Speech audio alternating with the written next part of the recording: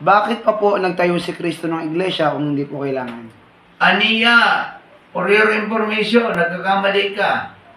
Niya, hindi nagtayo ang Panginoon ng iglesia sapagkat ang Panginoong Diyos ay 3 taon lamang nagministeryo dito sa lupa.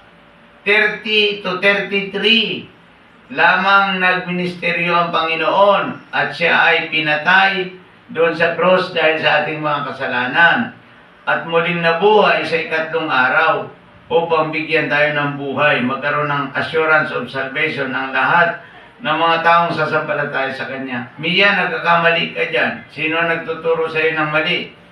Hindi nagtayo ang Panginoon ng church o iglesia.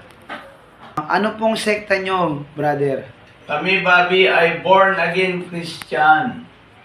Ang ibig sabihin, Bobby, ng born-again Christian, ipinanganak sa Espiritu at tinanggap si Jesus at siya ay naging anak ng Diyos. Ang tawag sa Kanya ay born-again Christian, siya ay papasok sa langit.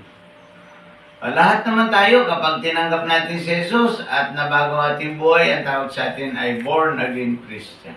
Yung mga taong tumanggap kay Jesus, ang tawag sa Kanya ay born-again Christian, siya ay papasok sa langit.